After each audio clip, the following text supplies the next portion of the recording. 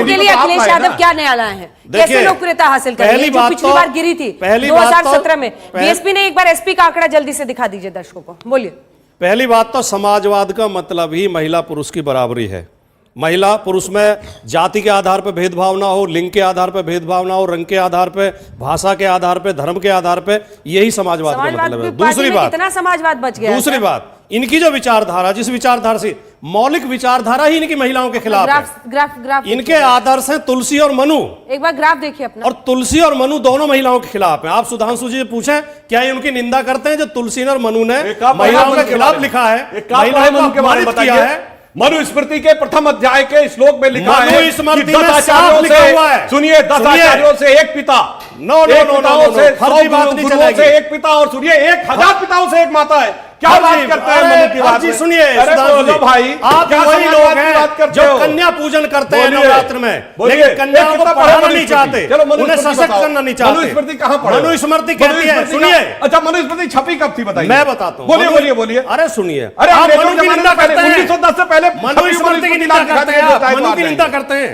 अरे भाई, मनुस्मृति तो बताओ ना, पढ़े हो कितने अध्याय मनुस्मृति में? सुन तो लें। बोलिए, मनुस्मृति के 2 श्लोक बताइए मनुस्मृति के जी। कुछ नहीं पता मनुस्मृति का एक श्लोक? अच्छा, एक बता दीजिए। अरे मैं बता रहा हूं भैया। अच्छा, एक बता। मैं बता रहा हूं, बताइए। मनुस्मृति कहती है कि महिला को कभी स्वतंत्र नहीं छोड़ना चाहिए, वो स्वतंत्र रहने योग्य नहीं है। भाई पढ़े, अगर बोल दिया तो, अगर बोल दिया तो, मैं बता रहा हूं, सुनो, अगर नहीं पढ़े हैं ये, अगर बोल दिया, अगर नहीं पढ़े, अगर मैंने मनुस्मृति का श्लोक बोल दिया तो, अगर बोल दिया तो बोलिए, यत्र नार्यस्तु पूज्यन्ते रमन्ते तत्र देवता, बोल दिया।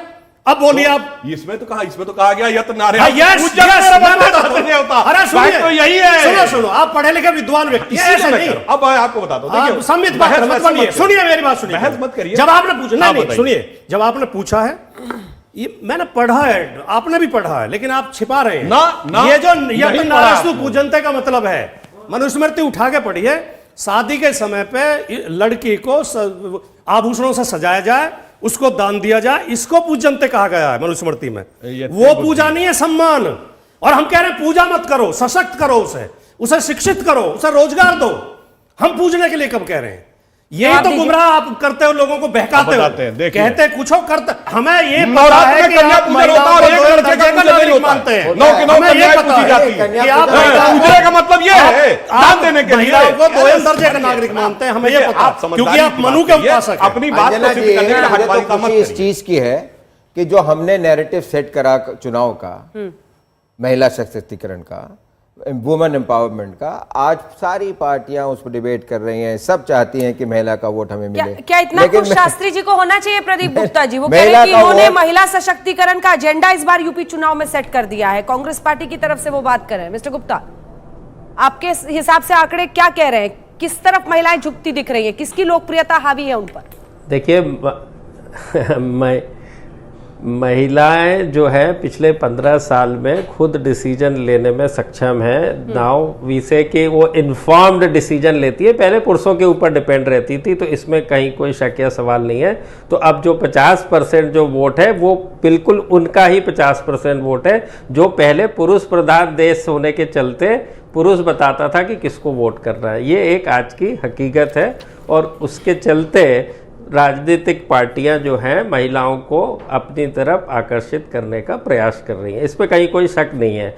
अब रह गई बात कि किसकी तरफ जाता दिख रहा है, तो अब यदि उत्तर प्रदेश की बात या देश की बात करें तो पिछले 7.5 सालों में देश के अंदर जो है भारतीय जनता पार्टी की सरकार है, और प्रदेश में 5 साल से योगी जी की सरकार है। तो इस समय नेचुरली जो है सोशल वेलफेयर स्कीम के तहत जन कल्याणकारी योजनाओं के तरफ भी आप यदि देखें तो सबसे ऊपर महिलाओं के हित को पाएंगे। और उसके चलते नेचुरली है कि आज की डेट में बात करें, यदि चारों पार्टी की जो उत्तर प्रदेश के अंदर प्रमुख पार्टियां हैं, तो उसके अंदर भाजपा का जो वोट है महिलाओं के प्रति अभी तक जो हमने देखा है, अभी तक जो चुनाव हुए उसके आधार पे मैं कह रहा हूं कि उसमें भारतीय जनता पार्टी दूसरी पार्टियों से कहीं आगे नजर आ। 3 राज्य प्रदीप जी जहां पर महिलाओं ने एक सेकंड 3 राज्य गिनाइए जहां पर महिला वोटर निर्णायक रही, राज्यों के ही चुनाव। क्या हम माने कि बंगाल हो, उड़ीसा हो, बिहार हो, 3-4 राज्य जहां पर निर्णायक सबसे पहले बिहार, दूसरा बंगाल,